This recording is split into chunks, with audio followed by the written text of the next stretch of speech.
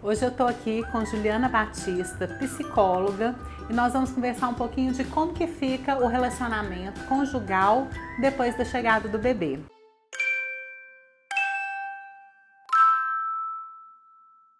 Ju, primeiro me conta um pouquinho o que você faz. Eu sou psicóloga, trabalho há mais de 15 anos com famílias, crianças, adolescentes, fazendo atendimentos de clínica mesmo, acompanhamento psicológico. Ótimo. A primeira pergunta é meio que uma afirmação já, né? O nascimento de um bebê, ele gera alteração no relacionamento conjugal. O que você aponta que você vê que acontece com maior frequência, por exemplo, aqui no seu consultório? Olha, uma das coisas que mais são desafiantes no nascimento do bebê é que todas as diferenças que o casal tinha, com o nascimento da criança, elas ficam muito mais evidentes. Então,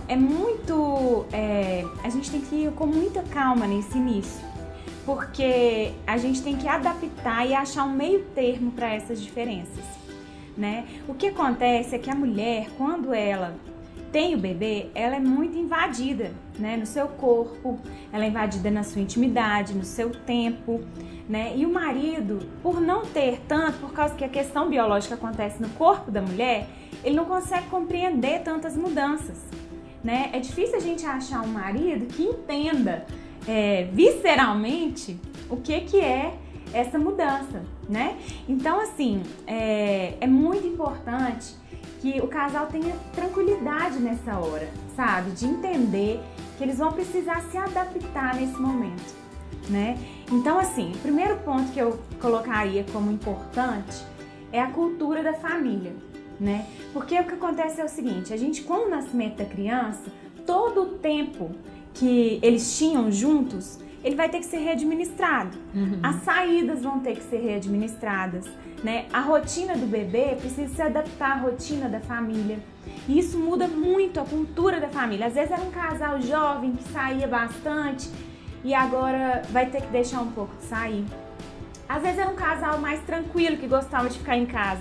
Vai precisar visitar uma pracinha de vez em quando, né? Então, assim, vai haver uma adaptação da cultura deles como casal.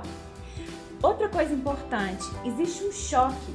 Todos os casamentos, eles são feitos de pessoas diferentes, né?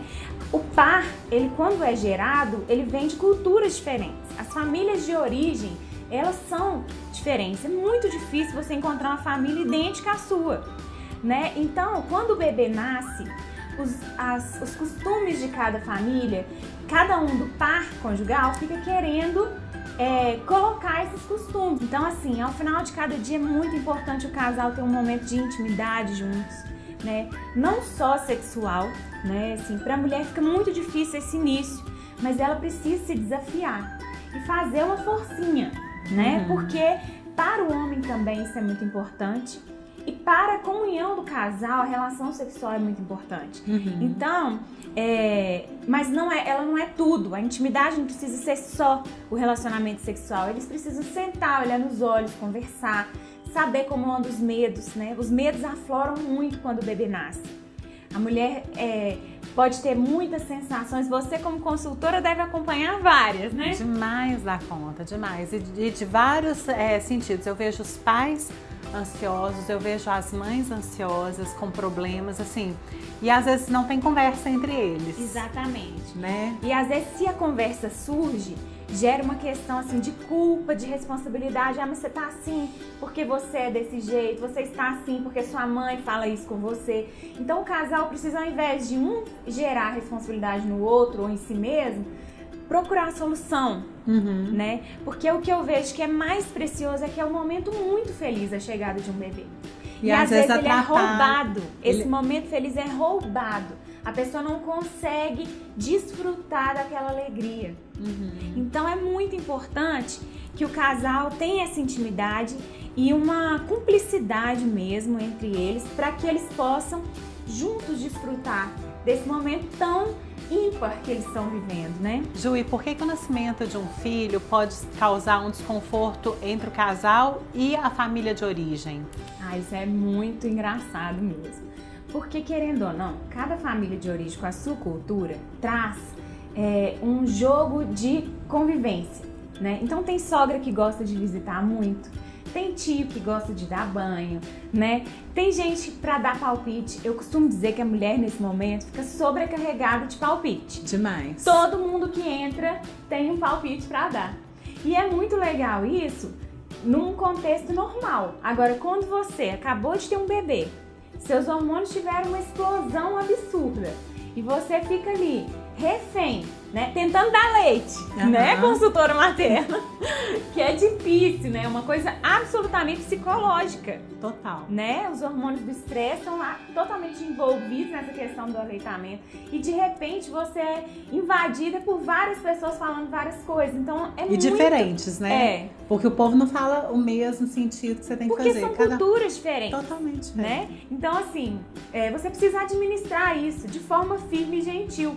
Então você ouça e faça um filtro, né? Não necessariamente você tem que admitir tudo, né? E como pais, a gente fica muito sobrecarregado em termos de culpa, porque tudo que der certo foi nossa culpa, mas tudo que der errado também foi. Então é muito complicado administrar isso. Então assim, colocar limites, colocar tempos de visita. E né? cada um dá o limite para sua família, né? Exatamente. Que é o mais interessante. Eu coloco regra na minha família e o marido na família dele. Até por uma questão de intimidade. Você ficar dando ordens para sua sogra teria que ter uma grande intimidade. E às vezes não é comum isso, né? Uhum. Então você tem que saber que nem tudo vai dar para controlar, né? E lidar com essa variável também. Como que fica a distribuição das tarefas com o bebê? Você acha que a mãe fica mais sobrecarregada? Tem como equilibrar isso? Pois é, isso é uma coisa muito intrigante, porque é difícil da gente medir, né? É muito difícil da gente medir. Mas o que eu tenho observado nesse tempo todo de consultório é que no Brasil a gente tem uma cultura maior do homem sair para o campo de trabalho. Apesar da mulher já trabalhar bastante, né? Por exemplo, eu trabalho com o meu marido, né? Agora, nem tanto, mas assim, sempre foi assim. Muitas famílias, as mulheres trabalham tanto quanto os maridos. Mas no iniciozinho, na hora que o bebê nasce, quem precisa geralmente ficar com o bebê, até por conta que o homem não tem o peito, é a mãe.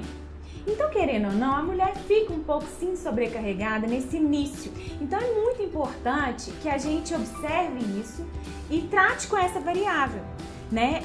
Muitas vezes a mulher logo vai voltar ao trabalho, mas independente de tudo, por causa inclusive da questão da amamentação, a mulher fica muito mais sobrecarregada, porque não é uma coisa simples amamentar. A gente, mulher, vive muito romantizada nessa questão. Precisa ser quebrado esse paradigma, sabe? Amamentar é uma coisa que dá trabalho, como tudo na vida. Tudo na vida. Existe alguma coisa que não dá trabalho? Não existe. Relacionamento dá trabalho, família dá trabalho, criança dá trabalho, dar leite dá trabalho. Não é só sair o leite, você tem que ter toda uma preparação, né? O seu psicológico, o seu mental, você tem que estar bem, né? O seu bebê tem que estar tranquilo, limpo, trocado. Então, assim, não é uma coisa tão simples, né? E algumas pessoas sim podem escolher não amamentar. Isso não te faz menos mulher, menos mãe, nada, né? Inclusive, tem muitas pessoas que fizeram cirurgias e não podem amamentar. Isso não muda em nada. E não tem problema nisso Nenhum. também. Eu acho que não tem problema você escolher não amamentar, não tem problema você fazer aleitamento misto. Eu acho que você tem que ter o conhecimento e a partir do conhecimento você escolher o que é o mais interessante para você. Mas voltando aqui um pouquinho, você acha que em que o pai, na prática, ele pode ajudar a mãe? Eu acredito muito que o pai pode servir como um equilíbrio emocional. Mas o homem, por ele ter uma outra dinâmica, porque ele não pode ficar em casa, né? Depois de 4 dias, ele é obrigado a voltar a trabalhar.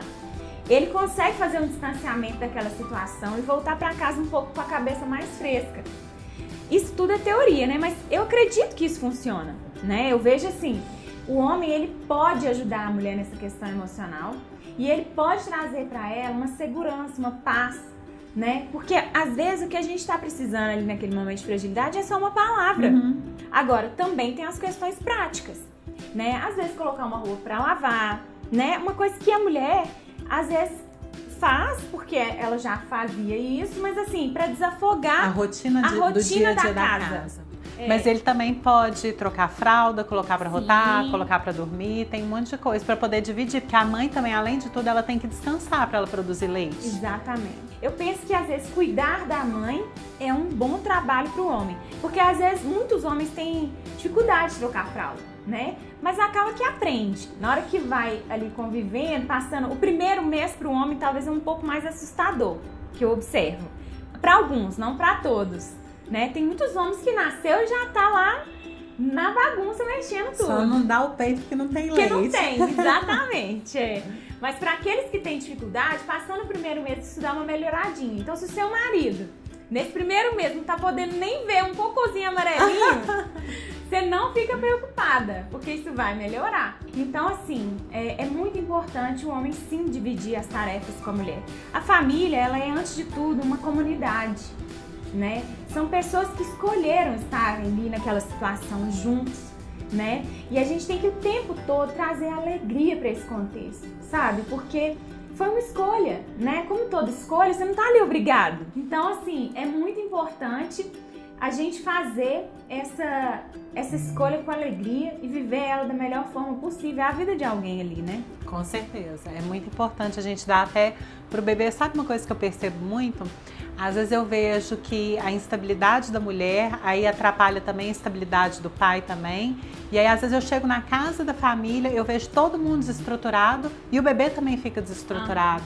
Um bebê muito irritado, uma pessoa irritada também não consegue acalmar esse bebê. Uma coisa que eu trabalho muito com os meus pacientes é sobre essa questão de crise. Quando a gente convive em sociedade, a gente está sujeito à crise de muita gente. Quando acontece o nascimento do bebê, ele é um acontecimento na vida da família, na vida social, né? Na vida individual. Então, se alguém entra em crise, o resto não pode entrar. Tudo precisa funcionar, né? Então é muito importante. A mulher, ela vai ter uma crise, não tem jeito, porque o corpo sofre uma crise. O homem também vai ter as crises dele, né? Que são relacionadas ao cuidado, muito mais relacionadas ao cuidado, relacionadas a dar conta daquela situação nova. Às vezes ele não sabe o que fazer e a mulher também não sabe falar pra ele como que ele pode ajudar. Né? Então é importante também a mulher mesmo, ela verbalizar o que ela está sentindo, o que ela está querendo, o que ela está precisando. E se tiver tudo muito difícil, procura a ajuda de alguém. Então, assim, não é uma situação simples. O casal precisa ter muita articulação para poder manejar essa situação nova juntos. E como que fica a intimidade sexual do casal? Você tem alguma dica para ajudar os pais que estão passando por esse momento? Tem sim. O que acontece? Existe uma grande questão que é o seguinte: o que estava ruim, geralmente nessa hora fica pior. Porque a mulher, ela perde muito a libido. Eu não sei como que você vê isso na prática. A maioria. A maioria não quer saber de nada. Então o homem fica, coitado, muito jogado para as cobras. E é uma questão, assim, hormonal mesmo. Né? É hormonal, enquanto mulher Apesar que eu já tive pacientes que falaram que não sentiram nada e que o desejo sexual, inclusive, até aumentou, mas eu vejo como uma exceção. Então, assim, o rapaz precisa ter um pouco de paciência, né? Ele vai ter que ter paciência e ir administrando aquilo. E a mulher precisa entender que ela tem que trabalhar isso. O que eu aconselho é o seguinte: antes de você passar por uma grande estruturação que é ter um filho, resolva algumas questões do seu casamento. Porque elas podem piorar quando o filho chegar. Porque, querendo ou não, a criança, ela altera a dinâmica da casa. Total. O homem precisa, quando ele perceber que tá passando tempo demais, a mulher não tá voltando, né? Não estão conversando sobre o assunto, tem que procurar uma ajuda, né? O que eu vejo também é muito homem que não percebe que a mulher não tá bem. Né? Uma mesmo que eu atendi há um tempo atrás, ela chegou aqui depois de ter ganhado o bebê com uma depressão profunda, mas eu fui investigar, ela já estava deprimida durante a gravidez. Então, assim, existe sim um processo psicológico que passa durante a gravidez, que a gente precisa ficar atento, porque depois que o bebê nasce, só piora. Então, assim, é muito importante que seja um assunto conversado, né? Às vezes não tá dando pra transar, mas pode beijar, né? A intimidade sexual do casal não é só a penetração, né? A intimidade sexual do casal é aquele conjunto inteiro da unidade do corpo, dos corpos, né? Que se juntam ali. Então, assim, precisa haver uma interação desse casal e uma busca entre eles de cada vez mais estar em comunhão. Gente, maravilhosa essa mulher. Conheci ela numa consultoria de amamentação. Apaixonei, porque além de linda, inteligente, e aí eu convidei para ela poder participar comigo aqui. Mas aqui queria te agradecer demais. Imagina, eu que agradeço. Tenho uma admiração enorme pelo seu trabalho. Muito obrigada. E eu pelo seu. E ainda a gente vai fazer um monte de vídeo, né, Ju? Tem um monte de fazer. assunto super legal pra gente poder discutir. Muito obrigada, Obrigada então. a você. Gente, vou deixar aqui em cima, o link do e-book. Ele ficou super interessante. São 6 passos para o sucesso na amamentação. Se você tiver qualquer dúvida, pode deixar aqui para mim nos comentários, que eu vou responder todos. E também sugestão de vídeo, de tema interessante que vocês acham que poderia ter aqui no nosso canal. Não esqueçam de se inscrever no canal, curtir e compartilhar com todo mundo que vocês conhecem que gostam desse assunto. Nós vamos deixar aqui os nossos contatos, as redes sociais. O meu é só me procurar no Insta, @consultoramaterno, e me mandar um direct. E você, Ju? O meu é @JuRuiva. Maravilhosa.